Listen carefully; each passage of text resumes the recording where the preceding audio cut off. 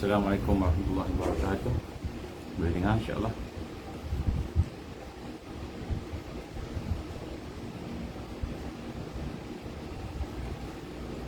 InsyaAllah kita mula dengan Ummul Quran Al-Fatihah. A'udzubillahi minasyaitonirrajim. Bismillahirrahmanirrahim. Alhamdulillahi Rabbil Alamin. Ar-Rahmanir-Rahim. Maliki Yawmiddin.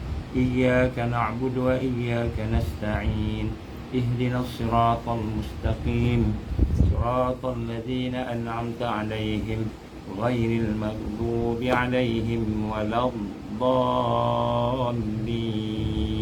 Amin. Bismillahirrahmanirrahim. Innal hamdalillah nahmaduhu wa nasta'inuhu wa nastahdi wa nastaghfiruh wa na'udzu billahi min shururi anfusina wa min sayyiati a'malina. Man yahdihillahu fala mudilla lahu wa man yudlil fala hadiya lahu. Asyhadu an la ilaha illallah wa asyhadu anna Muhammadan abduhu wa rasuluh. Qala rabbi shrah li sadri wa yassir li amri wahlul 'uqdatam min lisani yafqahu qawli. Rabbi zidni 'ilman amma ba'd. Assalamualaikum warahmatullahi wabarakatuh. Alhamdulillah, pertama-tama marilah sama-sama kita bersyukur kepada Allah Subhanahu Wa Taala. Dengan izin Allah, dengan kasih sayang Allah, kita diberikan kesempatan pada pagi ini untuk sama-sama kita berkumpul, bertemu dalam satu program, satu sesi kita. Mudah-mudahan sesi ini diberkati oleh Allah. Marilah sama-sama kita mohon ampun daripada Allah atas kelemahan kita, atas syirik yang ada pada kita, atas keaiban kita, kehinaan kita. Dan kita mohon kepada Allah, ya Allah, janganlah jadikan kelemahan kami, kehinaan kami, keaiban kami, kejahilan kami, dan segala perkara yang jahat yang ada pada kami, syirik yang ada pada kami, sama ada yang kami sedar atau tak sedar, janganlah jadikan segala keburukan-keburukan kami itu penghalang kepada hidayah-Mu. Janganlah jadikan kehinaan kami itu, ya Allah, penghalang kepada taufik-Mu. Janganlah jadikan segala kejahilan yang ada pada kami ini sebagai penghalang dan ma'unah dan karamah-Mu, ya Allah. Ya Allah, ya Rahman, ya Rahim, jadikanlah majlis ini majlis yang memberi kekuatan, insya-Allah. Kita baca kalimah syahadah sama-sama. A'udzubillahi minasyaitonirrajim. Bismillahirrahmanirrahim. Bismillahirrahmanirrahim. Bismillahirrahmanirrahim. Ashhadu an la ilaha illallah wa ashhadu anna Muhammadar Rasulullah. Ashhadu an la ilaha illallah wa ashhadu anna Muhammadar Rasulullah.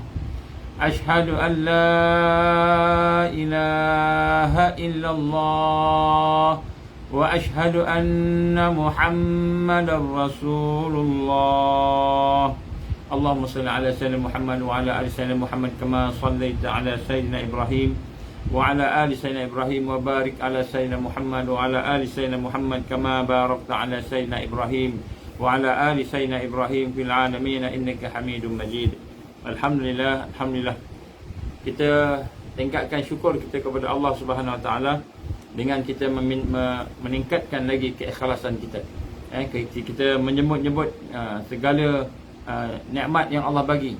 Apa sahaja yang kita suka, apa sahaja yang kita gemar, yang kita seronok, yang kita rasa lapang, kita rasa tenang, yang kita rasa bahagia dengannya adalah nikmat. Segala yang kita suka itu, maka hendaklah kita sebut dalam hati kita, dalam lidah dengan lidah kita, bahawa itulah daripada Allah. Kita iktiraf daripada Allah. Bila kita iktiraf daripada Allah, maka kita sebutlah Alhamdulillah, Alhamdulillah, Alhamdulillah sepenuh hati kita. Kita minta pada Allah keampunan dengan kelalaian kita. Itu tanda kita syukur pada Allah. Dan kita gunakan apa yang Allah bagi itu dalam rangka untuk kita membina kekuatan kita, untuk membantu agama Allah. Jadi kita nak gunakan untuk bantu agama Allah Subhanahu Wa Taala. Dan kemudian selepas itu, marilah sama-sama kita merasakan bahawa sesungguhnya kita nak sayang Rasulullah sallallahu alaihi wasallam. Nak sayang Nabi. Macam mana kita boleh sayang Nabi? Kita banyakkanlah selawat, banyakkan selawat. Dan Allahumma salli ala sayyidina Muhammad wa ala ali sayyidina Muhammad kama sallaita ala sayyidina Ibrahim wa ala ali sayyidina Ibrahim wa barik ala sayyidina Muhammad wa ala ali sayyidina Muhammad kama barakta ala sayyidina Ibrahim wa ala ali sayyidina Ibrahim fil alamin innaka Hamidum Majid. Allahumma salli ala Muhammad nabil ummi wa ala alihi wa sahbihi wa sallam. Banyakkan selawat. Banyakkan selawat, banyak selawat. Jadi selawat ini Allah akan menaikkan darjat kita, menghapuskan dosa kita, memberi petunjuk pada kita. Selawat ni menjadi guru. Dia menjadi cahaya. Kalau kita banyak selawat, insya-Allah dia akan menjadi cahaya kepada kita. Kita akan nampak apa nak buat, apa nak tinggal. Ini satu kelebihan lah orang yang berselawat. Baik. Alhamdulillah, maka pada hari ini kita ingin sama-sama menyambung apa yang telah kita bincangkan 2 hari lepas. Minta maaf semalam saya tak dapat bersama dengan tuan-tuan puan-puan. Jadi kita adalah hal-hal yang tak dapat dielakkan. Ada perjumpaan, meeting dan sebagainya. Jadi insya-Allah tuan-tuan rahmat Allah, saya mendapat banyak sebenarnya berita-berita daripada kawan-kawan kita, daripada saudara kita, sahabat kita, tentang ancaman-ancaman yang ada, ancaman-ancaman yang berlaku di hadapan kita ni. Contohnya ada yang kata kita ni nak perang dah.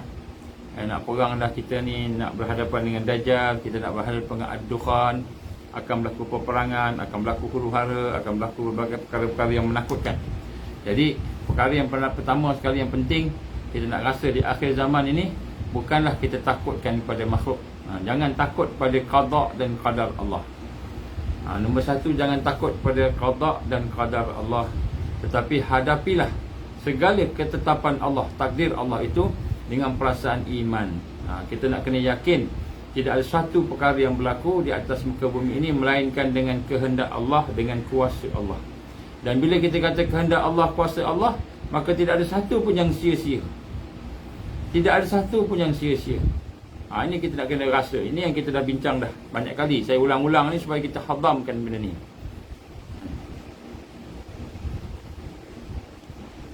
Allah.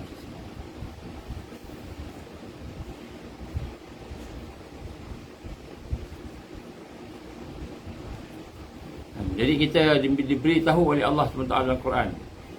A'udzubillahi minasyaitonirrajim. Inna fi khalqis samawati wal ardh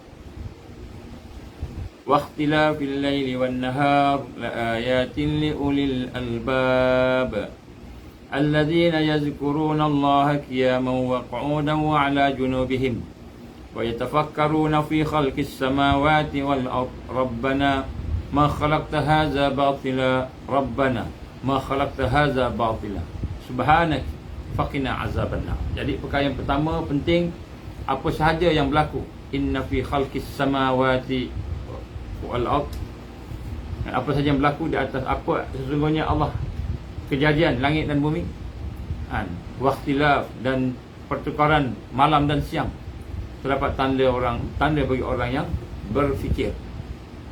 Ulul albab yang cerdik, hatinya hidup, hatinya bersih, fikirannya cerdik, berfikir. Mereka sentiasa menghubungkan apa yang berlaku dengan Allah. Allazina yazkuruna Allah, mereka sentiasa berzikir pada Allah, menghubungkan, mengingatkan Allah, sentiasa mengikat segala yang sesuatu dengan Allah. Allazina yazkuruna Allah qiyaman wa qu'udan wa 'ala junubihim, dalam keadaan berdiri, duduk dan berbaring, sentiasa dalam keadaan mengingati Allah. Apa sahaja yang berlaku pada kita, qada qadar, perang ke, dukhan ke, huru-hara ke, kemarau ke, ancaman virus ke, apa sahaja yang berlaku di hadapan kita, di belakang kita, di kiri kanan kita, di atas bawah kita, kita hubungkan dengan Allah, mengingatkan kepada Allah. Maka keluarlah di dalam hati, dalam pemikiran orang beriman tadi, Rabbana ma khalaqta hadza batila, ya Allah, ya Tuhan kami, Rabbana ma khalaqta hadza batila, tidaklah apa yang kau ciptakan itu, qada dan qadar itu sia-sia. Tidak ada satu pun yang sia-sia. Subhanak, maha suci engkau daripada kelemahan. Subhanak, maha suci engkau ya Allah daripada keaiban, daripada kelemahan. Maha suci Allah daripada segala kekurangan dan kelemahan macam kita. Allah maha besar, maha hebat, maha agung, maha mulia. Subhanak, maha suci engkau ya Allah daripada segala kelemahan-kelemahan dan sebagainya. maka selamatkanlah kami daripada azab yang pedih, azab neraka Jahannam. Jadi bila kita melihat ancaman, kita melihat perkara-perkara yang menakutkan di depan kita, yang pertama sekali kita kena redha itu daripada Allah. Kena redha dulu kan, daripada Allah. Siapa yang redha pada Allah, Allah redha pada dia. Kita dapat sakit, kita redha, maka Allah redha kat kita. Kita hilang duit, hilang jawatan, hilang pekerjaan, tak ada duit, kita hilang semua, kita redha, ya Allah kau redha, ya Allah kau redha, maka Allah redha kat kita. Kita sabar, kita redha. Ini kunci dia. Jadi jangan takut kan. Yang kita takut Allah tak redha kita. Yang kita takut Allah murka kat kita, tu yang kita takut kan.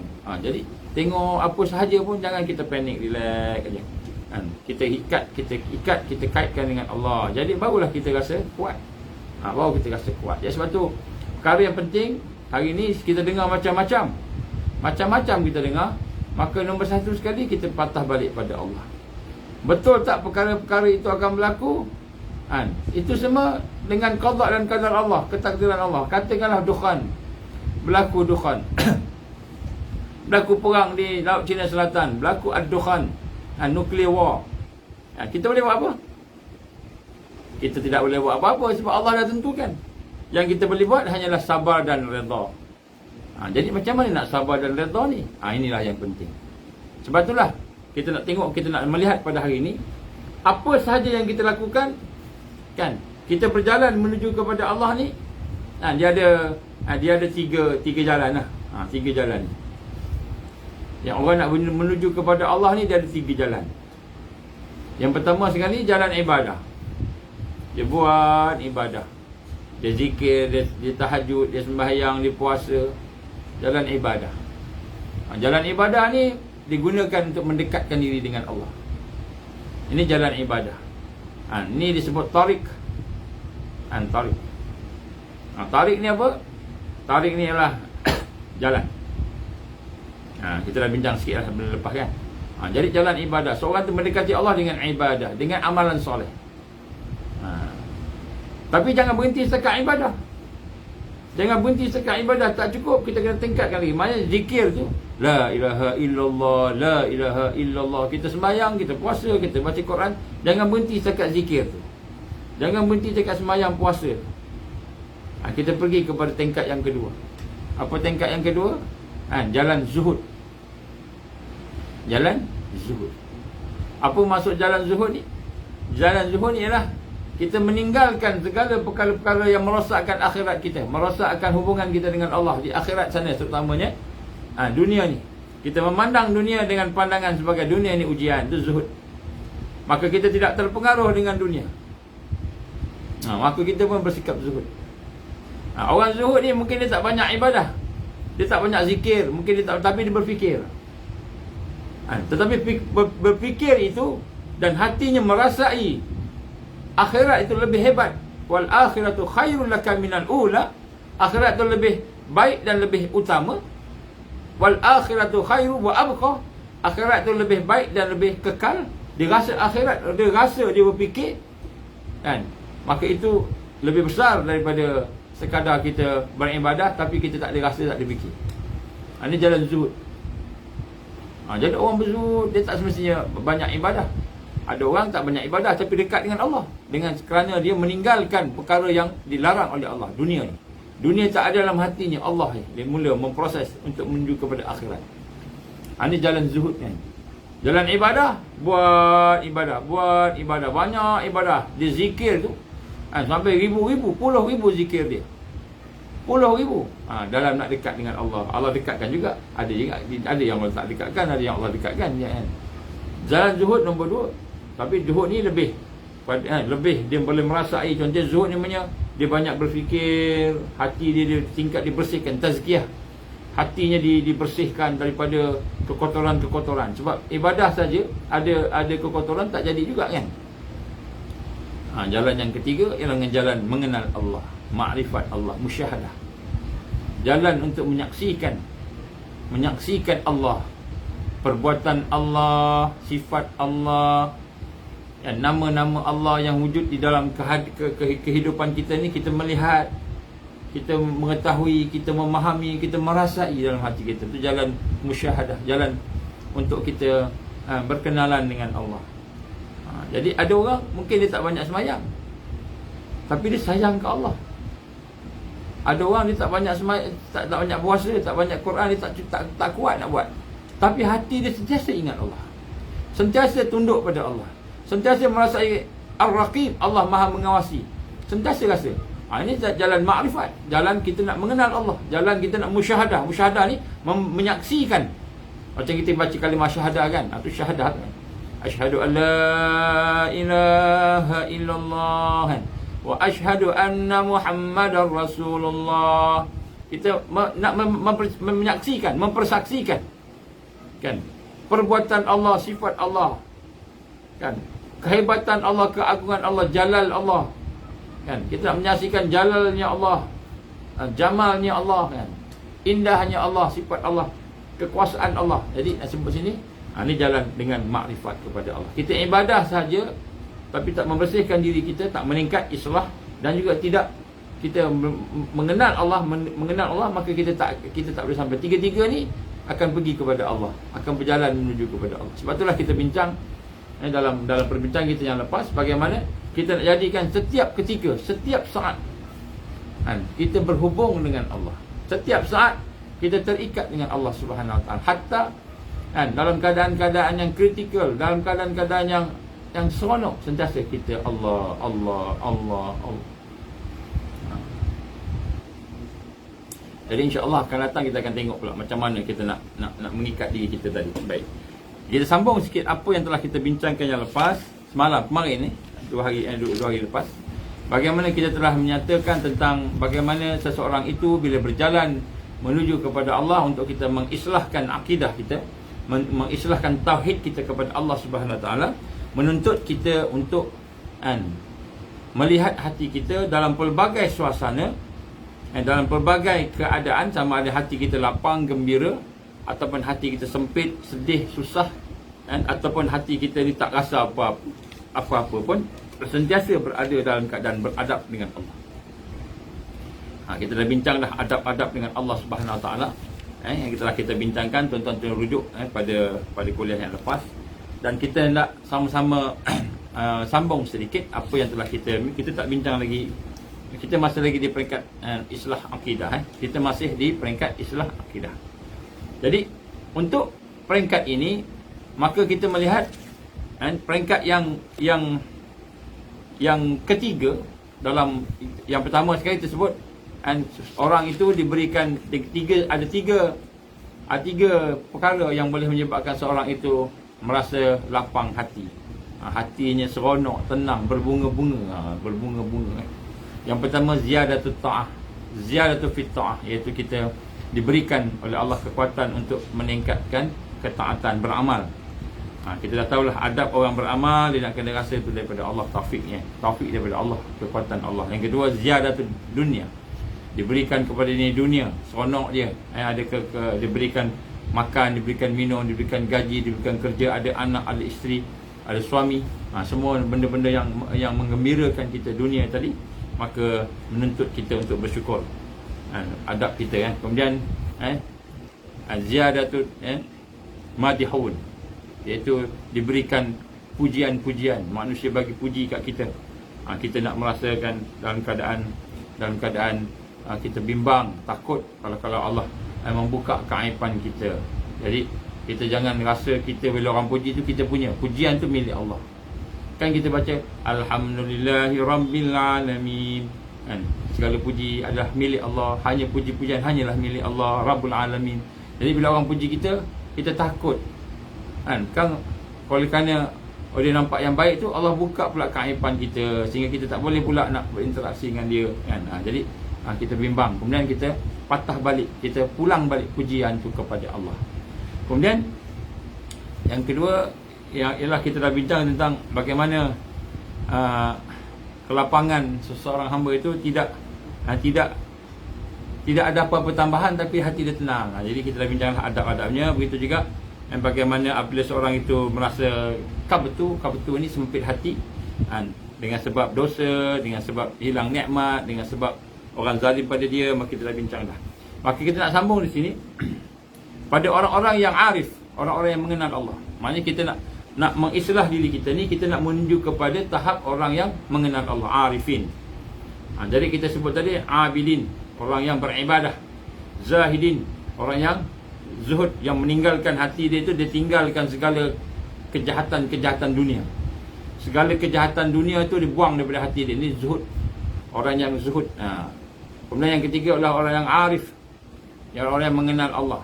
Jadi dia bukan saja orang arif ni, bukan saja dia akan zuhud, dia juga akan ibadah. Dia jadi abidin. Orang abidin belum tahu zuhud, kan? Orang abidin belum tahu zuhud. Tapi abidin itu ada salah satu daripada jalan lah, kan? Kemudian orang yang zuhud belum tahu kenal Allah, kan? Jadi kita nak kenal Allah. Itu yang tingkatan yang paling tinggi sekali seorang itu adalah bila dia bermula dengan mengenal Allah dan berakhir dengan dia mengenal Allah. So bila dia kenal Allah, dia sayang Allah, dia dekat dengan Allah, dia sampai kepada Allah. Ini istilah orang-orang sufi ataupun ulama-ulama yang bersih jiwanya. Dia kata bermula dengan kita membuka pintu taubat mendekati Allah, kita berjalan menuju kepadanya, salikin, berjalan menuju kepadanya, dan kemudian selepas itu kita pun mula mendapat satu kekuatan untuk kita mengenal Allah. Lepas tu kita tingkatkan pengenalan Allah, kita singgah ke tahap ma'rifat yakiniyah. Kita sampai kepada peringkat ma'rifat yakiniyah ni, kita kenal kepada Allah sehingga yakin sungguh-sungguh. Sampai peringkat seolah-olah kita sampai satu peringkat kita merasai bahawa semua ni tidak ada melainkan Allah je ada. Melainkan Allah je ada. Kemudian apabila kita melihat satu peringkat, ini disebut fana. Nanti kita bincanglah kemudian. Ini disebut sampai melihat, tengok kita melihat kuasaan Allah, melihat perbuatan Allah, melihat sifat Allah. Ini orang yang mula mengenal Allah. Kemudian selepas itu sampai peringkat kita tidak ada satu pun melainkan Allah sahajalah sebenarnya yang hakikatnya. Dia bukan kita kata kita nampak semua kita mengaku saya Allah ni. Maknanya contohnya dia kata aku Allah. Sebab dia kata aku ni Allah. Itu dari sudut syariatnya kita tak boleh begitu. Dari syariatnya aku ni makhluk, kan begitu. Tapi kalau hakikatnya memang Allah yang jadikan semua. Baik.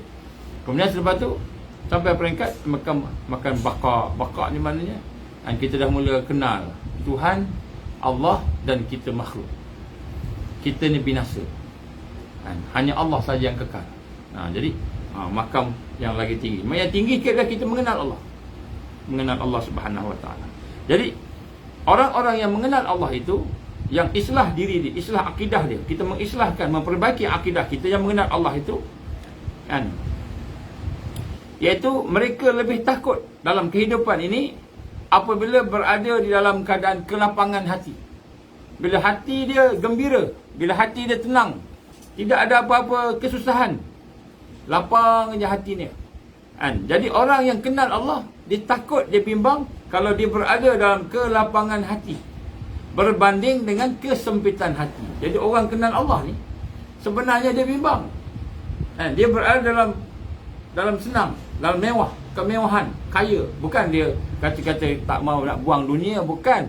Tapi dia bimbang bila ketika dia berada di dalam keadaan lapang itu, maka dia akan bimbang. Dia berada dalam satu dosa yang dia tak sedar, iaitu lalai. Lalai. Jadi bimbang. Kalau orang susah, orang beriman dia susah, dia patah balik ke Allah. Dia boleh mengadu ke Allah, dia boleh munajat ke Allah, dia boleh menangis pada Allah, kan? Kalau orang yang beriman tadi. Tapi bila lapang ni, ada satu penyakit manusia ni, iaitu dia mulai mudah lalai. Mudah lalai. Jadi sebab itulah orang-orang yang mengenal Allah, dia bimbang. Dia bimbang bila berada dalam keadaan seronok, dalam keadaan lapang, tenang. Kenapa? Kerana dia bimbang lalai menyentuh hati dia.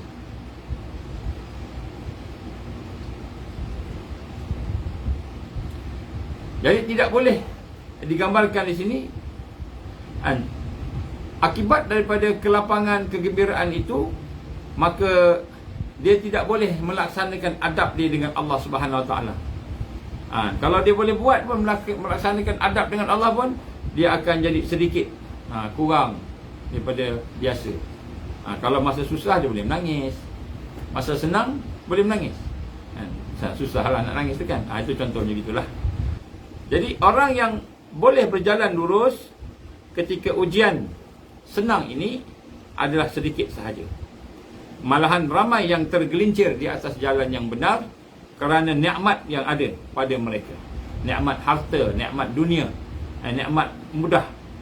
Jadi biasanya apabila kita diberikan nikmat, Allah kurniakan nikmat harta, nikmat dipuji, nikmat harta dia lupa.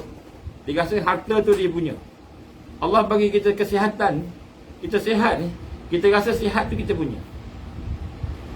Kita rasa sihat tu kita punya. Allah bagi kita harta, kita rasa harta tu kita punya. Allah bagi anak, kita rasa anak tu kita punya. Ini lalai. Kelalaian yang dibimbangi oleh orang yang arifin, al-arifin, orang yang mengenal Allah. Jadi orang kenal Allah ni, dia melihat sesuatu yang ada di hadapan dia ni, yang disuka, yang dia seronok tu, dia nampak perkara itu akan dekat dengan nafsu dia, maka dia mudah lalai, dia takut yang tu. Maka tergelincirlah dia daripada jalan yang benar. Jadi sebab itulah orang yang arif, bila dia duduk dalam keadaan berlapang-lapang, dalam keadaan tenang, ada di sebalik itu kebimbangan. Apa yang dibimbang? Iaitu lalai, al-ghaflah, lalai. Jadi lalai itu menyebabkan dia kurang beradab dengan Allah, dia kurang berakhlak dengan Allah, dia tidak meningkat. Dia rasa dah okey dah, aku dah ada makan, dah ada minum, apa lagi nak? Aku dah ada keluarga, apa lagi nak? Dia rasa biasa, dia tak terasa pun, tak terfikir pun nak meningkatkan diri dia. Maka di sinilah nikmat harta akan menyebabkan dia lalai. Nikmat puji, orang puji dia, bertukar menjadi takabur, bertukar menjadi takabur dengan pujian. Dia rasa diri dia baik, ujub. Dia rasa dirinya riak, dia rasa dirinya tinggi pada orang, takabur, sombong. Al-kibriya, dia rasa diri dia tinggi dengan pujian. Dia rasa pujian tu milik dia. Jadi orang yang arifin, orang kenal Allah ni, dia rasa macam itu. Ini dia bimbang. Kita sama lah kan. Jadi sebab itulah, apabila berada dalam kelapangan, kesenangan banding kelapangan dengan kesempitan, kesenangan dengan kesusahan, orang yang kenal Allah, dia lebih suka berada dalam kesusahan. Sebab kesusahan ni lebih dekatkan dia dengan Allah, kesenangan lebih menjauhkan dia daripada Allah Subhanahu Wa Taala. Jadi apabila orang yang biasa buat ibadah, contohnya bila Allah bagi kita taat pula, Allah bagi kita kemudahan, boleh taat, boleh semayang, boleh puasa, boleh macam-macam, maka biasanya akan timbul satu perasaan ujub dalam diri dia. Ujub ni datang daripada lalai juga. Dia lalai daripada taat tadi. Taat tu dia ingat dia yang kuat, dia yang pandai, dia yang hebat, dia yang warak, dia yang takwa, dia punya. Dia kata sebenarnya anugerah Allah, taufik Allah. Jadi dia boleh membawa kepada ujub pula. Jadi ini kita nak kena tengok, bila kita nak berada di atas jalan Allah, jalan ibadah kepada Allah ni, maka kita kena mendekati sifat-sifat orang yang arifin. Orang yang arifin ni siapa? Orang-orang yang bimbang kelalaian menguasai dia, bimbang terputus hubungan dengan Allah, walaupun dia bersyukur tak sepenuh hati. Walaqad zara'na li jahannam katsiran minal jinni wal ins lahum qulubun la yafqahuna biha wa lahum a'yunun la yubsiruna biha wa lahum azanun la yasma'una biha ulaika kal an'am bal hum adall ulaika humul ghafilun. Jadi penuh majoriti ahli neraka ni daripada orang-orang yang ada hati, dia tak boleh bersyukur, ada hati tak boleh sabar, ada hati tak boleh merasai sayang Allah, tak boleh rasa. Kenapa? Ada kebaikan depan dia, ada nikmat depan dia, ada pujian depan dia, ada taat depan dia. Dia melakukan taat, timbul ujub. Orang puji, timbul takbur. Ada harta, dia rasa harta tu dia punya. Dia tak rasa daripada Allah. Tak boleh bersyukur.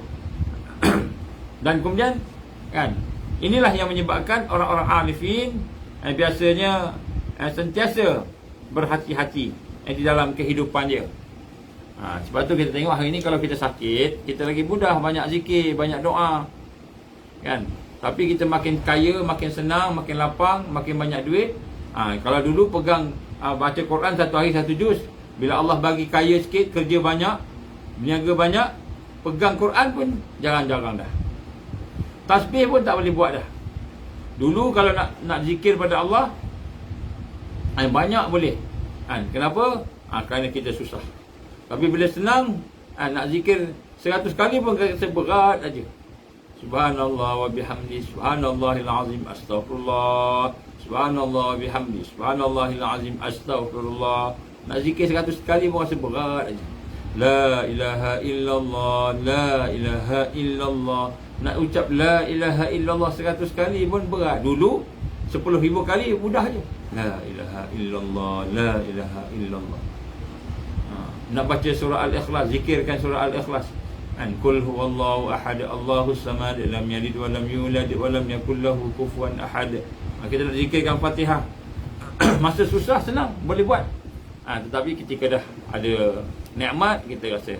Jadi sebab itulah bagi seseorang yang bermula nak mengenal Allah, nak islah akidah dia, mengenal tauhid rububiyah, tauhid uluhiyah, mula mengenal sifat-sifat Allah tadi, nama-nama Allah, perbuatan Allah, maka dia akan, yang bermula, baru nak mula, dia akan lebih senang kepada hal-hal yang memberikan kesulitan pada dia. Sakit, sempit hatinya, sakit hatinya, sempit hatinya. Kenapa? Kerana gembira akan membuat dia tergelincir dan terseleweng. Jadi sebab tu tuan-tuan dan puan, pagi ni kita nak kena rasa akhir zaman ni memanglah kita banyak ujian, banyak kesusahan, banyak sesuatu yang menakutkan. Tapi bila kita fikir sungguh-sungguh, rupa-rupanya Allah bagi ujian, satu yang menakutkan, satu yang mengancam kita sempit hati, kita kata susah hati, menderita tadi, rupa-rupanya itulah yang akan memperkuatkan kita untuk bersama Allah, untuk mendekati Allah, takarub dengan Allah. Maka ketika itulah, walaupun susah hati, hati kita lapang, hati kita tenang, bahagia. Kita orang yang arif, yang kenal Allah ni, kesusahan tu membahagiakan dia. Kesusahan tu membahagiakan dia. Kesempitan tu membahagiakan dia. Sebab dia nampak Allah ambil duit dia, ambil anak dia, ambil isteri dia, suami dia, ambil sesuatu yang dia sayang. Kemudian lepas tu dia pun dia pun dekat Allah, dia dapat Allah. Dan kelapangan itu, sesuatu yang lapang itu sesuai dengan nafsu. Sesuai dengan nafsu. Jadi dia nak kena lawan nafsu tu lagi susah. Lagi susah. Ini perkara yang kita nak kena rasa. Sebab itulah, apa pun yang berlaku kepada kita, maka kita nak kena rasa, tanam akidah kita untuk sentiasa bersama Allah tadi. Kita merasakan apa yang Allah tentukan, itulah yang terbaik buat kita. Apa sahaja yang Allah tentukan pada kita. Masa ni kita sakit, masa ni kita sihat, masa ni kita lapang, masa ni kita susah, sempit, menderita, diancam, ketakutan, maka segala yang Allah tentukan pada kita, hati kita, akidah kita, perasaan, pemikiran kita merasakan itulah yang terbaik untuk kita. Itu yang terbaik untuk kita. Ini kita nak kena rasa. Inilah perjalanan seorang hamba dalam menuju kepada Allah, takarub kepada Allah, dan dia mengenal Allah Subhanahu Wa Taala. Sehingga apa yang berlaku pada dia, itu merupakan dia melihat, dia merasai, dia mengetahui, dia faham bahawa itu daripada Allah. Inna lillahi wa inna ilaihi raji'un. Segalanya daripada Allah, segalanya akan pergi pada Allah. Maka dia tak takut, dia tak panik. Dia tak panik. Macam mana ni nak perang ni? Ada orang mimpi nak perang ni. Sabah nak kena serang ni. Bulan 7, bulan 8 ni nak kena serang, ada serangan ni. Viral video, viral voice kan, voice perbualan. Akan ada peperangan, akan luhara. Betul tak berlaku? Wallahu alam. Tapi kalau berlaku, apa jadi? Maka berlaku sesuatu yang tidak kita nak, menakutkan kita, itu dengan kehendak Allah, dengan ketetapan Allah, maka hati kita tenang, Kenapa? Walaupun kita rasa susah, payah dan sebagainya, tapi kita hadapinya dengan satu perasaan, ini daripada Allah. Segala yang Allah tentukan, itu yang terbaik. Itu yang terbaik. Kenapa kita nak keluh kesah? Kenapa nak takut-takut? Yang kita takut, kita berlaku sesuatu, kita terputus dengan Allah. Itu yang kita takut. Sebab itulah ada nikmat yang akan berubah menjadi azab bencana. Ada nikmat berubah menjadi azab. Apa maksud azab? Ada nikmat, Allah bagi sesuatu yang baik, kan, tetapi dia mencegah kita daripada melakukan perkara yang lebih baik. Allah bagi kita nikmat, Allah bagi duit banyak. Tapi bila duit banyak, dia datang dengan projek yang banyak, masa banyak. Dulu kita boleh juga bangun malam, sekarang tak boleh bangun malam dah. Dulu boleh juga zikir-zikir, baca Quran. Sekarang dah tak boleh zikir, dah sibuk dengan meniaga, bisnes. Contoh kadang-kadang Allah memberi kepada kita, kan, sesuatu, dan kadang-kadang Allah mencegah sesuatu daripada kita. Ini kita kena islahkan akidah kita. Kadang-kadang Allah bagi nikmat, kadang-kadang Allah cegah nikmat, Allah tahan. Kadang-kadang Allah menegah sesuatu kenikmatan, satu yang kita hajatkan. Maka hakikatnya Allah beri kepada kita ataupun Allah cegah, tahan daripada kita, hakikatnya itulah pemberian Allah. Pemberian Allah pada kita. Pemberian Allah pada kita. Kalau Allah bagi sesuatu yang baik, itulah yang Allah nak bagi pada kita pada masa tu. Kalau Allah nak bagi kita yang buruk, itulah yang Allah bagi pada kita. Itu kita nak rasa. Ini orang yang arifin, yang nak berjalan menuju kepada mengenal Allah. Maka dia melihat sesuatu semua dengan kacamata iman, dengan basirah. Baru kita melihat dengan basirah, dengan pandangan hati. Kalau tidak, kita tak nampak. Tak nampak. Kita nampak rugi je, kan. Allah bagi kita berniaga rugi, buat satu rugi, susah. Kita nampak dunia je. Kita bila melihat sesuatu yang fizikal, melihat dengan mata kasar kita, ruginya, susahnya, sempitnya, takutnya. Mendengar dengan fizikal, telinga fizikal, kita takut, sedih, sebagainya. Tapi bila melihat dengan mata hati kita, di sebalik apa yang berlaku, ancaman yang berlaku, maka di situ ada apa? Pemberian Allah, anugerah Allah, Al-Latif. Allah Al-Latif yang maha halus. Allah Al-Latif yang maha halus, yang maha lembut dalam pemberiannya, anugerahnya. Kadang-kadang Allah memberikan sesuatu daripada dunia dan kelazatannya. Allah bagi kepada kita dunia dan kelazatannya. Maka ia cegah datangnya engkau dan untuk dapatkan taufik dan taat padanya dan berhadap pada Allah. Kadang-kadang Allah bagi kita kesenangan.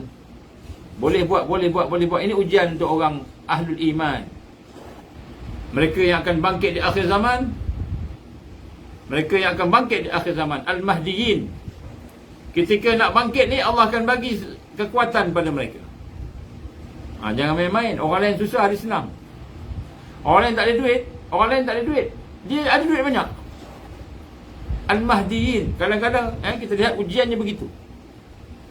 Ujiannya macam tu. Jangan kita ingat akhir zaman semua orang susah. Tak. Ada orang yang Allah akan bagi kekuatan. Sebab kebangkitan Islam tu bersama dengan kekuatan. Sebahagian kita akan diberi kekuatan. Ada wang, ada duit, ada ringgit, ada harta, ada emas. Tak pernah ada emas, sekarang ada emas. Tak pernah ada duit, ada ladang, ada macam-macam. Ataupun nikmat-nikmat lain, sahabat, ada suami, ada isteri, ada anak-anak, ada keluarga, ada sahabat-sahabat yang. Jadi Allah bagi nikmat. Kadang-kadang Allah memberikan sesuatu daripada dunia ini dengan kelazatannya, tetapi dia cegah kita daripada mendapat taufik Allah untuk taat padanya, untuk berhadap dengannya, bertawajuh dengannya. Tapi kita kurang taat. Allah bagi kita kekuatan, kelapangan, kesenangan, tiba-tiba kita tak boleh nak taat pada dia pula. Kita kurang taat. Ini Allah cegah. Sebab tu kita ni nak kena melihat sesuatu dengan pandangan mata hati kita, basirah kita. Apa maksud basirah di sini? Kita nak masuk basirah, cahaya iman. Cahaya iman, iaitu kita melihat sesuatu dengan pandangan iman. Maknanya kita nak menghubungkan setiap perkara yang berlaku dengan Allah Subhanahu Wa Taala yang maha ghaib. Kita nak hubungkan dengan akhirat yang kita tak nampak, dengan mata kita tak nampak, dengan telinga kita tak nampak, Tapi kita boleh melihat dengan mata hati kita, ini dia daripada Allah ni. Maka kita pun istighfar. Allah bagi kita duit banyak, kita mula lalai. Astaghfirullahalazim. Banyak dulu banyak hari hitung tasbih. Subhanallah, subhanallah, subhanallah. Atau la ilaha illallah. Hitung tasbih. Lepas bila duit banyak habis masa bukan hitung tasbih dah. Kan? Ya, hitung duit. 1, 2, 3, 4, 5, 6. 1000. 1000 kali 100. 1000 kali 100 apa? 100,000. 100,000. Ni pula kan. Jadi Allah bagi lapang, kita taat pula, taufik pula kita terhalang. Sebab itulah kita nak melihat. Dapat dunia, Allah bagi dunia, tetapi tidak ada taufik, sehingga kehidupan disibukkan dengan mengurusi dunia. Sibuk pula dengan dunia, dan kelazatannya lupa mengabdikan diri kepada Allah, beribadah kepada Allah. Jadi sebab tu orang yang arif, dia bimbang kalau dia ni. Sebab tu saya menyeru kepada diri saya dan kepada sahabat-sahabat sekalian, saudara-saudara sekalian, tuan-tuan, puan-puan. Wahai tuan-tuan, puan-puan, wahai sadiri yang mengaku beriman pada Allah, berhati-hatilah bila ada pangkat di akhir zaman. Ada pangkat di akhir zaman, hati-hati. Sebab pangkat tu dunia, dan dunia tu boleh menyebabkan kita diangkat taufik kepada Allah, daripada Allah dalam ibadah. Berhati-hatilah kalau ada banyak harta. Ada banyak harta, hati-hati. Di akhir zaman banyak harta, maka harta tu boleh menyebab taufik kita untuk beramal tu diangkat oleh Allah. Berhati-hatilah dengan segala yang Allah beri dunia di akhir zaman ini. Dunia Allah bagi kita jawatan, harta, pangkat, segala yang kesenangan di dunia ni Allah bagi. Maka kita hati dengan pencegahan Allah daripada taufik kepada beribadah, taat kepadanya. Ini satu perkara yang penting kita tengok. Sebab akan ada nanti orang di kalangan kita ni tak semua susah. Tak semua susah. Akan ada yang kaya raya ni, saya tahu, dan dah nampak dah pun. Kena ada di kalangan kita yang akan diuji dengan harta. Sejauh mana kita boleh sedekah. Allah bagi kita harta, sejauh mana kita boleh dapat taufik untuk sedekah, untuk infak, untuk zakat. Sejauh mana. Jadi ini adalah perkara yang kita nak. Orang yang arif, orang yang mengenal Allah tadi, maka dia rasa apa, berada dalam kesempitan lebih mudah. Jadi sebab itu tuan-tuan, jangan kita melihat sesuatu hanya dengan kacamata dunia dan kita rasa untung rugi dunia, tapi lihatlah dengan kacamata iman. Berlakulah dukhan, berlakulah perang, berlakulah kemarau, kebuluran. Tak lama lagi ada kemarau, kebuluran. Berlakulah kesusahan, virus, pandemik. Berlakulah kesakitan, berlakulah kelaparan, kebuluran dan sebagainya. Maka kita melihat ini anugerah Allah pada kita. Maka kita pun beradab dengan Allah. Beradab dengan Allah, kita syukur pada dia, kita sabar pada dia, kita minta pada dia, kita redha dengan apa yang Allah bagi. Ini adalah jalan-jalan untuk kita mengislah akidah kita. Mengislah akidah kita. Jadi bila kita boleh mengislah akidah kita ini, maka insya-Allah kita berada di atas jalan yang lurus, jalan yang benar-benar membawa kita kepada Allah Subhanahu wa taala. Sebab itulah saya nak sambung sikit pada hari ini. Ada 10 minit lagi. Saya masih lagi cerita bab akidah ni, saya panjangkan sikit. Lepas ni kita akan cerita bab Islam. Sebab yang pertama, islah akidah ini ialah mengenal Allah dan kita berhubung dengan Allah secara benar. Ini nak islah akidah. Topik yang pertama saya patah balik yang dulu ni, sebelum ni, iaitu mengenal Allah dan hubungan yang benar dengan Allah Subhanahu Wa Taala. Cinta kita, takut kita, khauf kita pada Allah, kan, rajak kita, berharap pada Allah, tawakal kita kepada Allah. Ini kita bincang. Kita masih di peringkat ini, islah akidah lagi. Islah akidah yang kedua ialah yakin dengan Islam. Kita akan bincang Islam pula, perjuangan Islam pula, nombor 2. Jadi kita masih di peringkat pertama lagi. Baik. Untuk kita memahami hakikat itu, maka kita kena memaham bahawa kita nak islah akidah kita ini, maka kita akan berhadapan dengan halangan-halangan, pendinding-pendinding kepada cahaya yang ada dalam hati kita. Sebab akidah ni cahaya, iman ni cahaya. Nurul iman, nurul iman, nurul Islam, nurul iman, nurul ihsan. Jadi ini semua cahaya. Jadi apakah kan yang menghalang? Ini kita kena faham. Jadi kita lihat, kadang-kadang apabila kita berjalan menuju kepada Allah ini, di akhir zaman terutamanya, maka tiba-tiba hati kita akan terhenti. Dan cahaya itu akan tertutup dan terhalang. Kita tidak boleh lagi melihat sesuatu dengan basirah, dengan pandangan hati kita. Tak boleh nampak. Kita nampak rugi je. Duit rugi je. Kita akan nampak kita rugi, harta hilang aja. Kita nampak sakit kita. Hilang kesihatan saja. Sakit kita. Jadi kita akan nampak itu. Dan jadi apabila manusia terhenti perjalanannya dengan Allah di akhir zaman ini, maka cahayanya juga akan terdinding. Dan bagaimana cahaya kita boleh terdinding? Cahaya kita terdinding apabila nafsu yang tebal di dalam hati kita dan makhluk Allah yang kita dahulukan daripada Allah. Jadi hati kita ni akan terdinding. Yang pertama sekali ialah dengan sebab nafsu. Nafsu kita. Jadi kenapa kita tak boleh sembahyang dengan khusyuk? Nafsu kita. Nombor satu. Diri kita sendiri. Nafs. Diri kita sendiri. Oleh itu sebahagian daripada mereka yang berada di akhir zaman ini terutamanya, yang mahu berjalan kepada mengislah diri, mengislah akidah dia itu, maka hatinya didinding oleh nafsu-nafsu yang ada pada diri dia, sehinggalah cahaya yang ada pada dia itu tertutup, tak nampak dah. Tak nampak dah, pandangan iman tak nampak dah. Basirah dah tak nampak dah. Dia tak nampak dah dukhan itu sebagai satu kegembiraan. Dia tak nampak dah. Dia tak nampak ancaman COVID-19 ini sebagai satu kegembiraan pada ancaman tu. Dia tak nampak. Sebab dia nampak COVID-19, dia nampak dukhan, dia nampak dajjal, dia nampak ketakutan. Sebab apa? Akan kehilangan harta, kehilangan pekerjaan, kehilangan hidup. Dia nampak yang itu. Dia nampak dunia tadi. Cahaya dia tertutup. Cahaya basirah tertutup. Kenapa cahaya basirah tertutup? Kerana tebalnya nafsu. Nafsu yang disimpan, yang dihidupkan di dalam hatinya tebal. Tebal nafsu yang berhajat kepada dunia tadi. Ini rahsia kejayaan orang di akhir zaman Al-Mahdiyin. Nafsunya itu menipis. Nipis nafsu.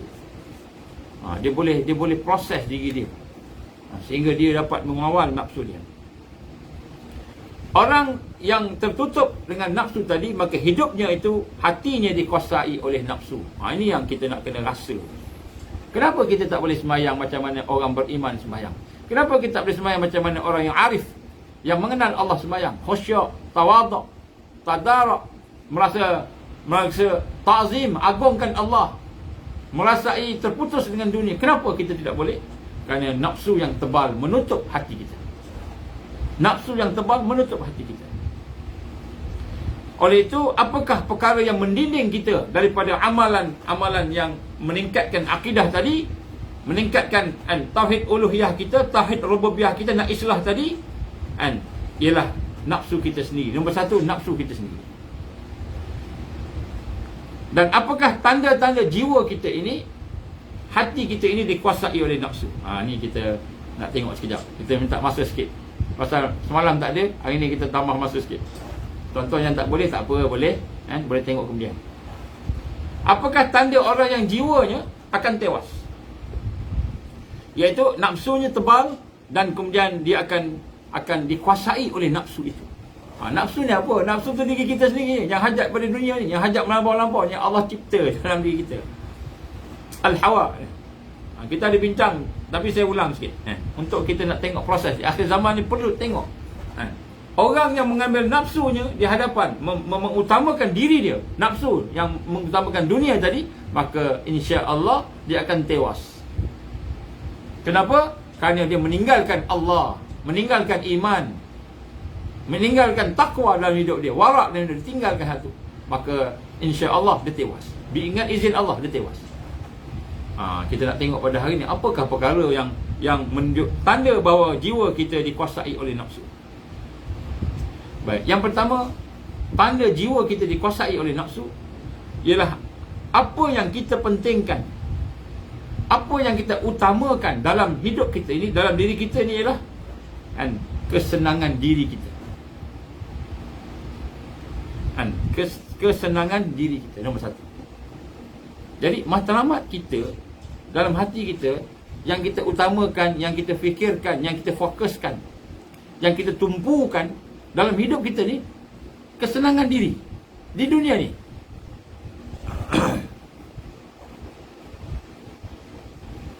Jadi kesenangan diri bila kita nak senang aja, nak seronok aja, nak best aja, kan? Nak rehat aja, nak tidur aja, ataupun nak mudah sahaja, maka maknanya kita suka kepada nafsu kita tebal. Sebab lawan kepada orang yang mengikut nafsu ialah orang yang mengikut Allah. Lawan kepada sabili nafs, kan, jalan-jalan nafsu ialah sabilillah, jalan-jalan Allah. Apa jalan Allah? Al-mujahadah.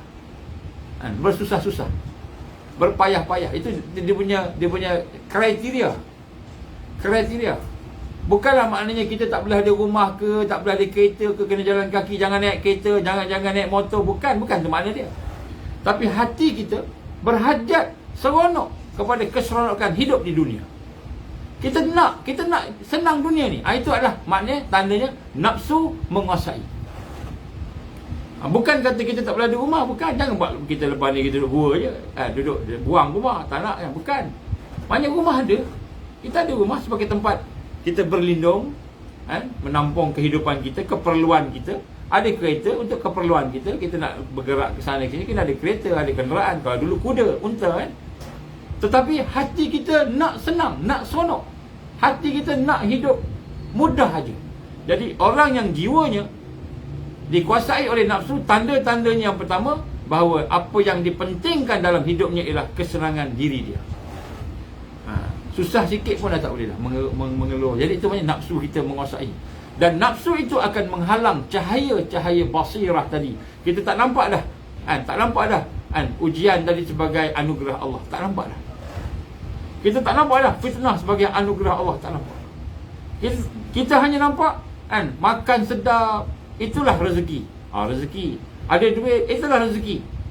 Ada keseronokan, itulah kita nampak yang baik-baik, seronok-seronok tu, nikmat tu sebagai rezeki. Yang lain kita tak nampak. Kenapa? Kita melihat dengan pandangan nafsu kita. Ini kita kena tengok balik dalam hidup kita. Sebab tu kalau kita tengok kenapa Allah tolong seseorang dan Allah tinggalkan seseorang. Nombor satu, kerana seseorang yang suka hatinya memang seronok nak buat baik. Seronok nak buat baik. Kerana Allah. Maknanya dia bersusah payah kerana Allah. Maka yang ini Allah pilih.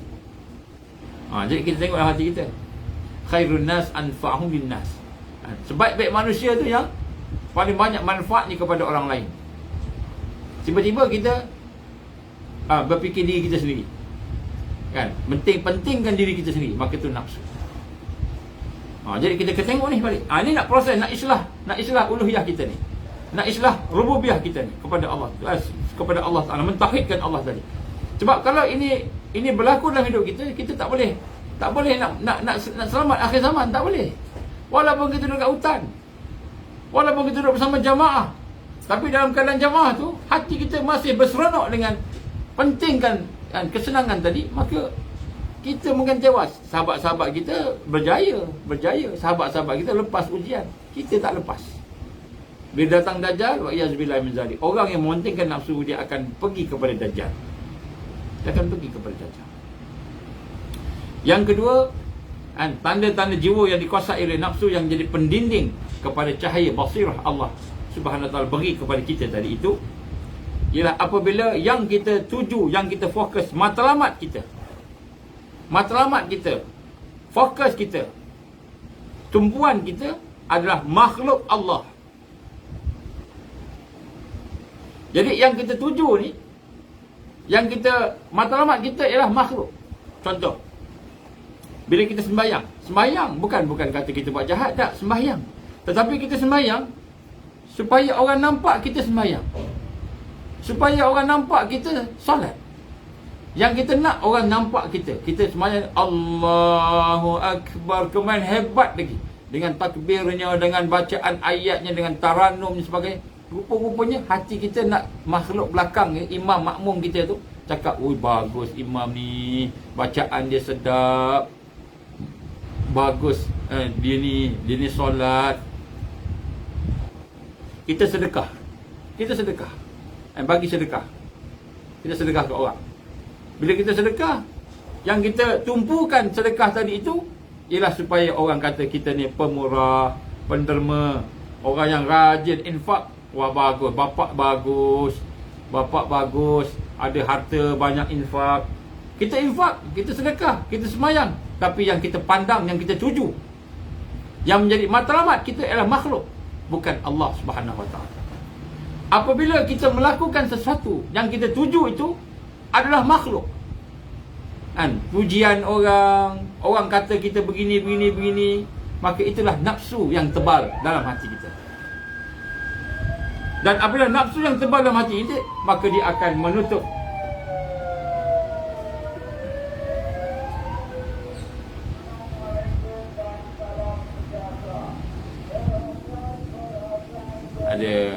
ada orang MKN agaknya ataupun KKM datang memberi peringatan, jaga SOP.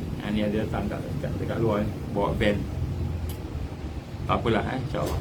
Baik, nak sebut sini perkara yang menunjukkan kita dikuasai oleh nafsu. Kita tak boleh melihat dengan basirah. Maksudnya basirah kita tertutup, terdinding. Walaupun kita ibadah, walaupun kita sembahyang, puasa, tahajud, kita sedekah, kita buat macam-macam, tetapi yang kita fikirkan, yang kita tujukan, yang kita jadikan matlamat tadi ialah makhluk Allah, maka ini maknanya nafsu sedang tebal dalam hati kita. Kita ibadah bukan kerana Allah lagi dah. Ini adalah tandanya yang jiwa itu akan tewas.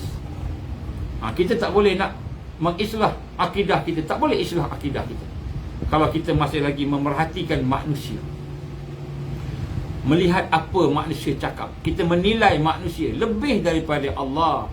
Kita bukan niat melihat Allah.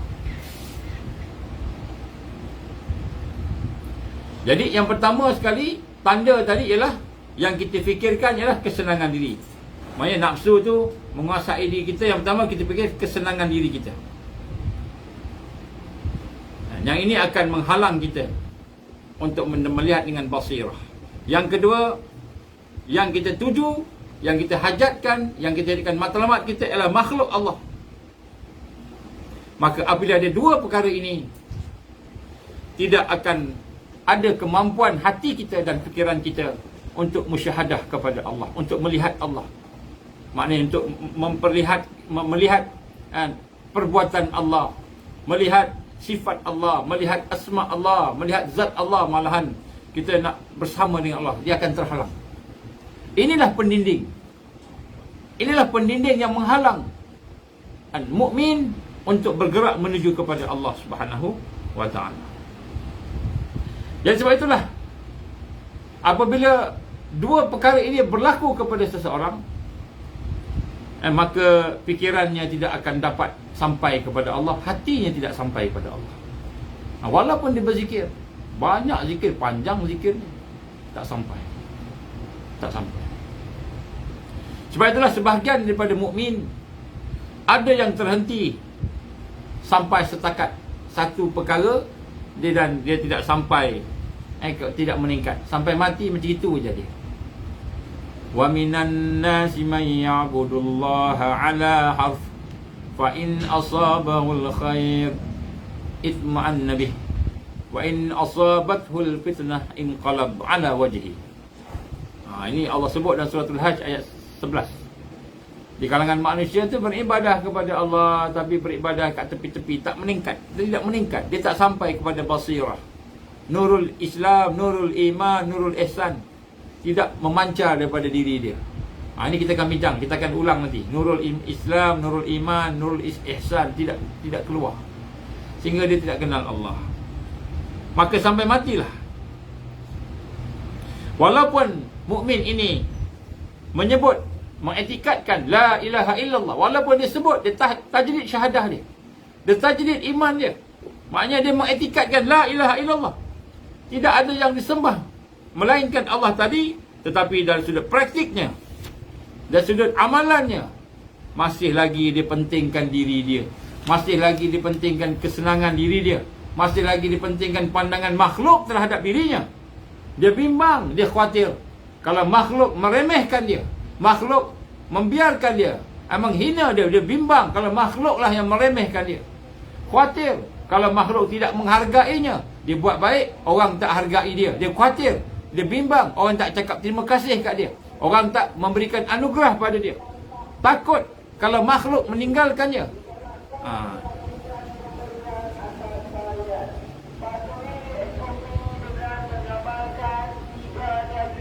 3W. Mencuci tangan dengan air dan sabun. Jaga SOP tuan-tuan.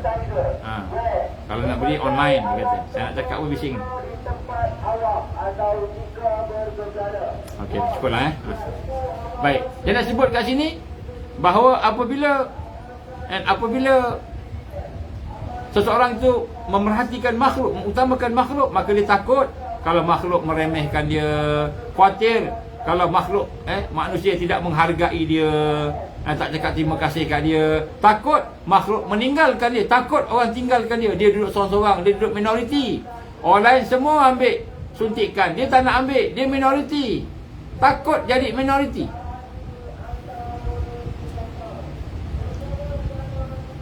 Dan sangat menjaga harga dirinya di hadapan makhluk. Maka itu tanda hati seseorang itu dikuasai oleh nafsu. Dikuasai oleh nafsu. Jadi maknanya apabila kita pentingkan kesenangan diri, kita nak senang aja, kita nak senang aja, tak boleh nak susah. Tak suka susah, senang, semua nak senang aja dunia ni. Dan kemudian kita bimbang makhluk meremehkan kita, makhluk tak puji kita, makhluk meninggalkan, manusia meninggalkan kita, bimbang harga diri kita tidak dinilai oleh mereka. Maka itulah tandanya hati kita dikuasai oleh nafsu. Maka apa maksud hati kita dikuasai oleh nafsu? Maka amalan kita tidak meningkat, tauhid kita tidak meningkat. Tauhid kita untuk benar-benar mengagungkan Allah, berubudiah pada tidak boleh nak meningkat, sebab nafsu menguasai. Maka cahaya Islam yang ada di hati kita tidak bersinar. Cahaya Islam tidak bersinar kerana ditutupi dengan tebalnya oleh makhluk Allah yang bertepek di dalam hati kita. Jadi cahaya Islam tidak akan bersinar kerana makhluk Allah banyak ke hati kita. Kita nak masyarakat kata kita bagus, kita nak keluarga kita kata kita bagus, kita nak anak-anak kita kata bagus, semua orang bagus, cakap bagus, puji-puji kita. Lebih daripada kita melihat Allah puji kita ke, Allah hina kita, Allah sayang kat kita ke, Allah murka kat kita. Kita tak lihat. Ini maknanya nafsu. Apabila keadaan ini, maka cahaya Islam akan terdinding daripada kita, tak keluar. Maka kita tak boleh meningkat. Nak mentauhidkan Allah tak boleh. Ini saya cerita detail proses ni. Proses bagaimana nak islah akidah kita ni. Nak islah akidah, sebab kita kena melihat diri kita sendiri. Adakah kita dikuasai oleh nafsu ataupun kita dikuasai oleh iman? Apabila keadaan ini ada pada diri kita dan kita tidak berusaha membersihkannya daripada diri kita, maka kita bimbang kita mati dalam keadaan tidak membawa iman.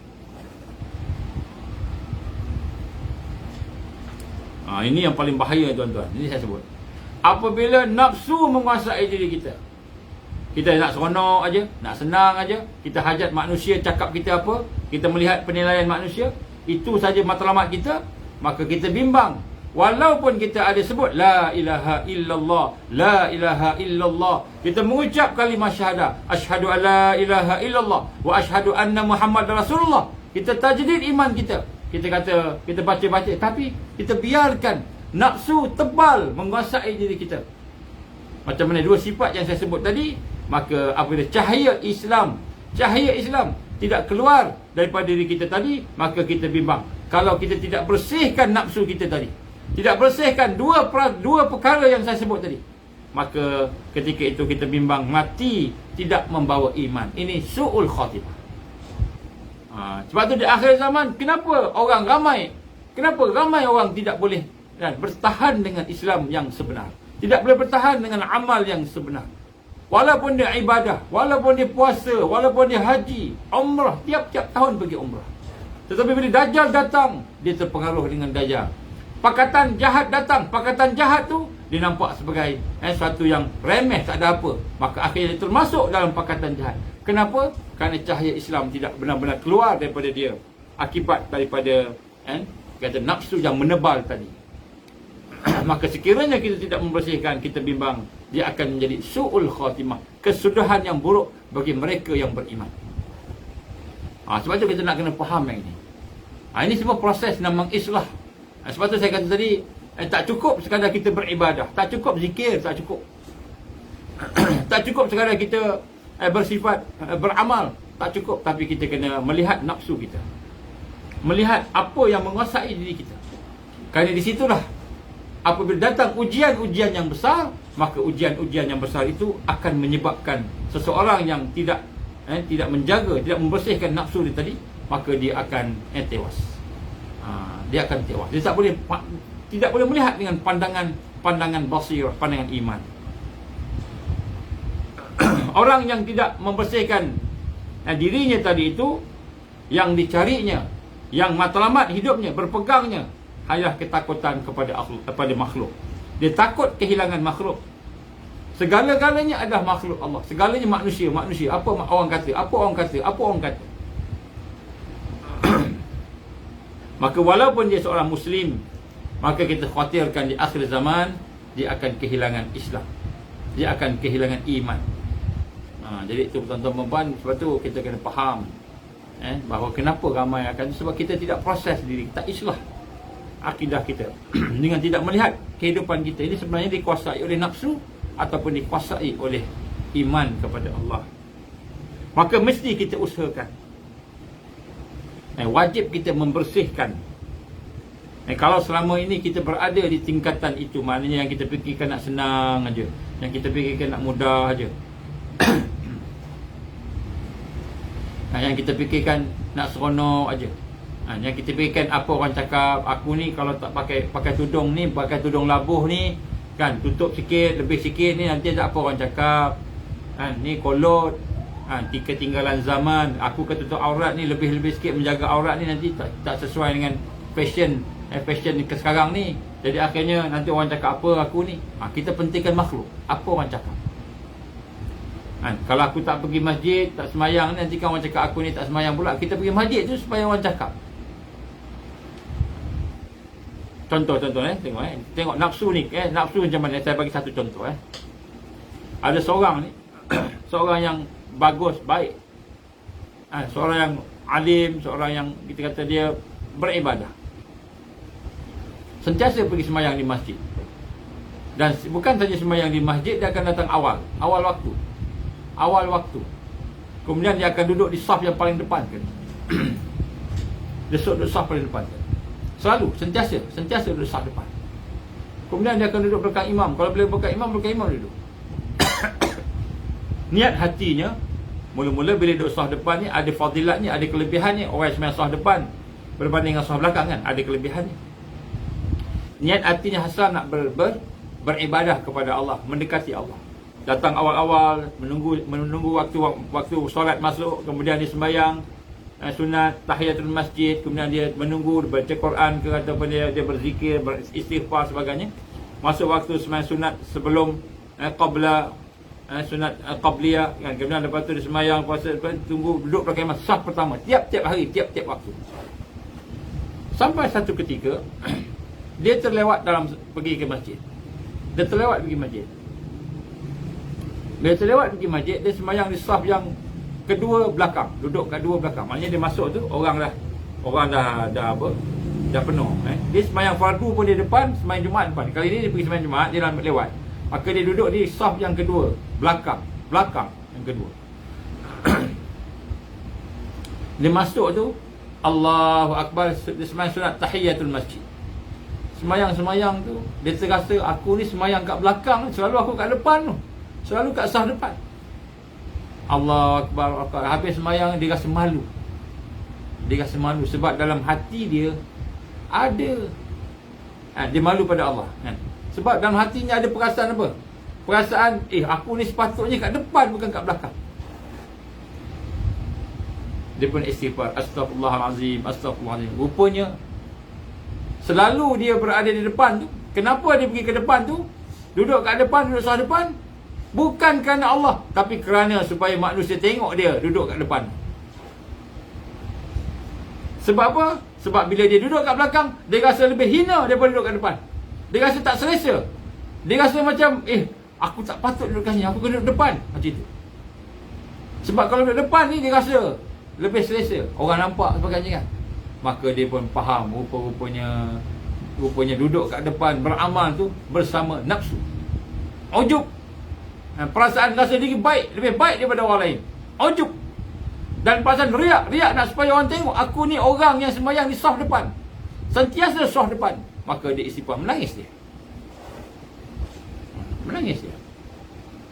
Sebab tu tuan-tuan yang rahmat Allah, kita mesti usahakan membersihkan amalan kita. Kita dah beramal ni masih lagi boleh ditipu oleh nafsu kita. Allahu Akbar, kita sembahyang, kita rasa diri kita lebih baik daripada orang sebab kita imam. Kita kata kita lebih baik daripada orang lain. Ini bukan sembahyang saja, bukan puasa saja. Yang lain-lain pun sama. Karakter kita. Kita ada muka yang cantik, wajah yang handsome, maka kita rasa kita lebih handsome daripada orang lain, lebih baik daripada orang lain. Kita ada pangkat, kita rasa lebih baik daripada orang lain kan. Itu nafsu. Dan kita nak orang puji kita. Cantiknya kamu. Kita nak orang puji kita. Kita nak orang sanjung kita. Kita nak sanjungan manusia. Nilai manusia. Itu nafsu. Yang ini akan menghalang basirah. Cahaya untuk kita nak mendapat mengenal Allah tadi, ma'rifat pada Allah. Cahaya untuk kita mentauhidkan Allah, uluhiyah Allah, rububiyah Allah, dia akan terhalang. Maka sekiranya tidak membersihkan, maka kita boleh jatuh kepada su'ul khatimah. Wa iyazbillah min zalik. Ya Allah, jauhkanlah kami daripada su'ul khatimah. Maka wajib kita membersihkan perkara tersebut. Kita tingkatkan diri kita supaya kita buang perasaan hajat kepada penilaian manusia. Buang. Jangan lagi dah hajat orang cakap apa. Jangan lagi kita kata orang cakap apa nanti. Cakap apa Allah kata kat kita. Itu yang pertama. Kemudian kita jangan hanya pentingkan keseronokan.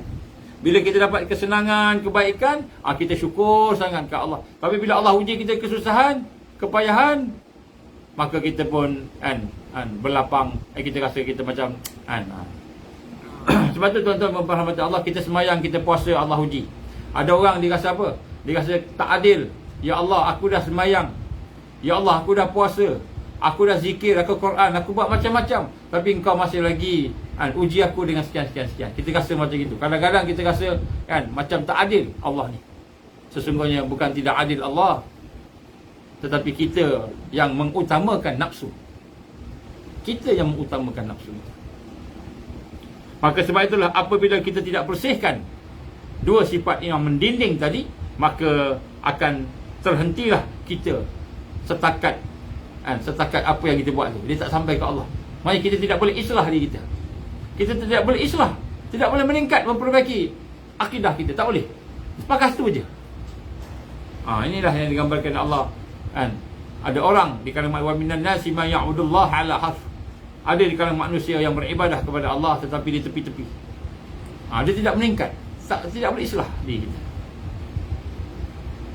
Maka di sinilah kita lihat nurul Islam, cahaya Islam tidak akan bersinar.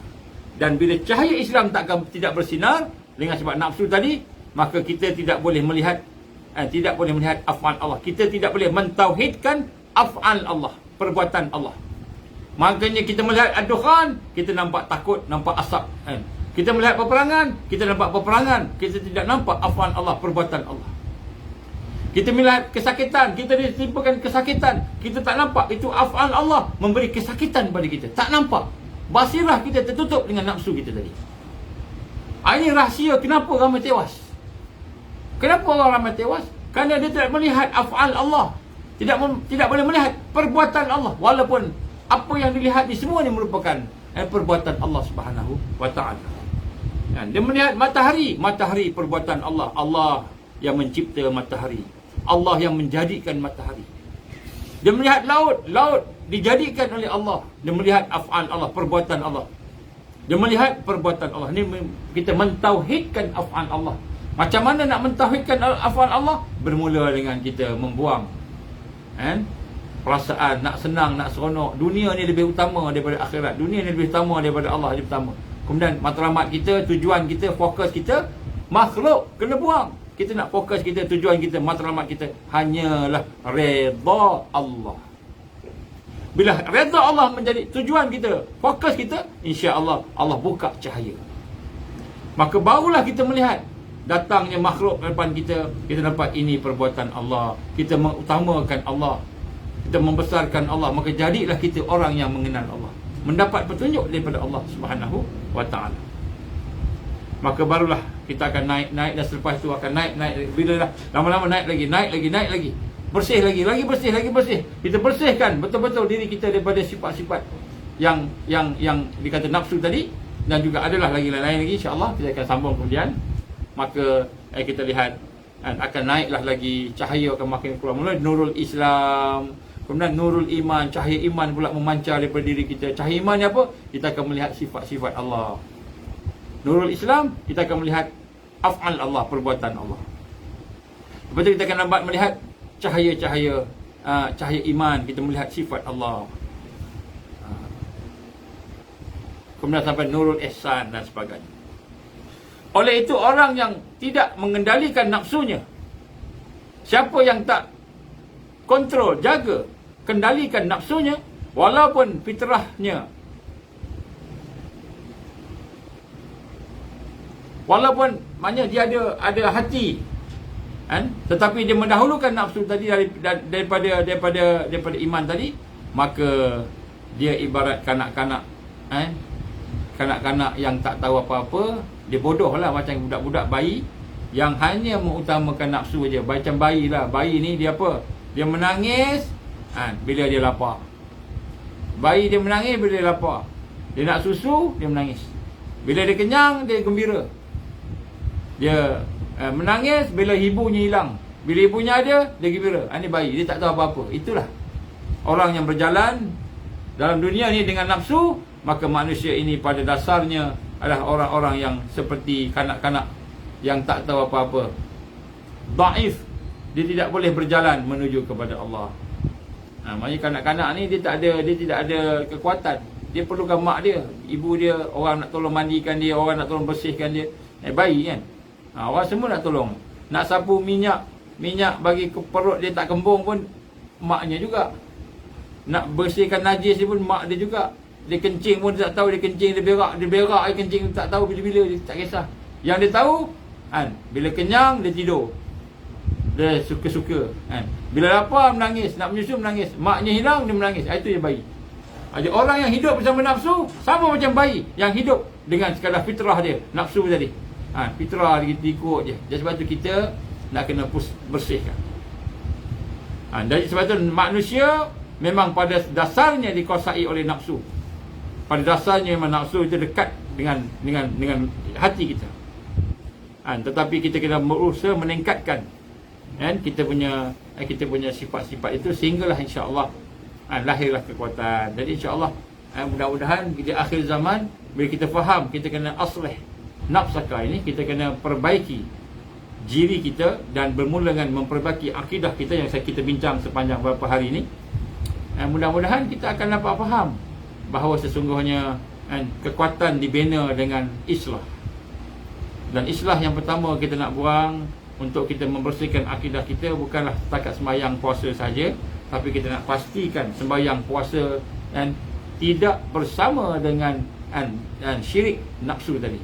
Syirik nafsu tadi.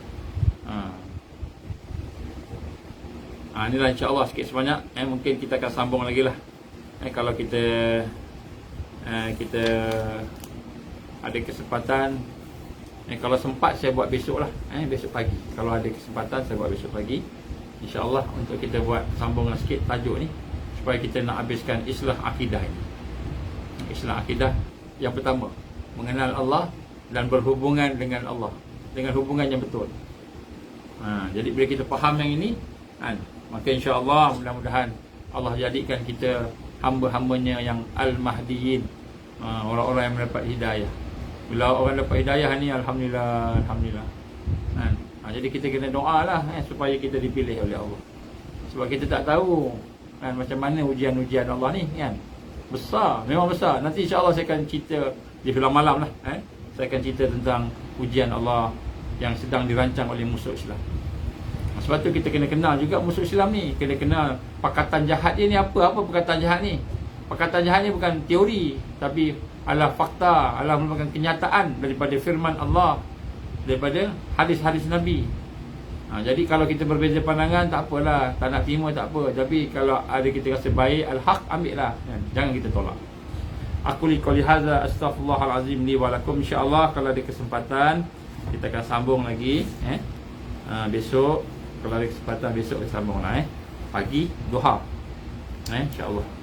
Jadi mudah-mudahan, sebab apa tuan-tuan, saya buat juga tiap-tiap hari ni, hampir tiap-tiap hari saya buat ni. InsyaAllah bila kesempatan, kalau ada meeting apa mungkin tak boleh lah. Kerana memang masa dah terlalu dekat sangat untuk kita mempersiapkan iman kita, akidah kita, mempersiapkan ibadah kita, mempersiapkan perjuangan kita. Kita kena betulkan yang ni dulu. Lepas tu baru kita bincang yang lain-lain. InsyaAllah. Jadi tuan-tuan tengok mesej apa namanya, mesej kalau ada kemungkinan malam ni ada Zoom. Malam ni kemungkinan ada Zoom ataupun besok. Tengok macam mana. Saya kena tengok jadual saya lagi sekali. InsyaAllah. Aku li qali hadza astaghfirullahalazim li wa lakum. A'udzubillahi minasyaitonirrajim. Bismillahirrahmanirrahim. Alhamdulillah, alhamdulillahi rabbil alamin, wassalatu wassalamu ala asyrafil anbiya'i wal mursalin wa ala alihi wa sahbihi ajma'in. Allahumma innaka ta'lam anna hadhihi al-qulub qad istamat ala mahabbatik wa taqat ala ta'atik wa tawahadat ala da'watik wa ta'ahadat ala nusrati syari'atik wa asikillahumma rabitataha wa adimutaha wa hadiya subulaha wa amla'aha binurika allazi la yakhbu wa syrah suduraha bi faidil iman bik wa jamil tawakkul alaik wa ahyiha bi ma'rifatik wa amitha ala syahadi fi sabilik. Ya Allah, innaka ni'mal maula wa ni'mal nasir. Allahumma ansur Islam wal muslimin wal mustad'afin wal mujahidin fi kulli makan wa fi kulli zaman. Allahumma ya muqallibal qulub sabbit qulubana ala dinik wa ala ta'atik wa ala jihad fi sabilik. La ilaha illa anta subhanaka inna kunna minaz zalimin. Rabbana la tuzigh qulubana ba'da idh hadaytana wa hab lana min ladunka rahmah innaka antal wahhab. Rabbana atmim lana nurana waghfir lana innaka ala kulli syai'in qadir. Rabbana hab lana min azwajina wa dhurriyyatina qurrata a'yun waj'alna lil muttaqina imaman. Rabbana atina fid dunya hasanah wa fil akhirati hasanah wa qina azaban nar. Wa sallallahu ala sayyidina Muhammad wa ala alihi wa sahbihi wa baraka wa sallam. Subhana rabbika rabbil izzati amma yasifun, wassalamu alal mursalin, walhamdulillahi rabbil alamin. Subhanakallahumma wa bihamdika asyhadu an la ilaha illa anta astaghfiruka wa atubu ilaik. Bismillahirrahmanirrahim. Wal 'asr innal insana lafi khusr illa alladhina amanu wa 'amilus shalihat wa tawassaw bil haqqi wa tawassaw bis sabr. Tuan-tuan puan, banyakkan doa sama-sama kita, insya-Allah minta supaya Allah berikan hidayah, petunjuk kepada kita, keluarga kita, pada sekalian umat yang ada pada hari ini, supaya terselamat daripada fitnah yang ada, insya-Allah. Wabillahi taufiq wal hidayah. Assalamualaikum warahmatullahi wabarakatuh.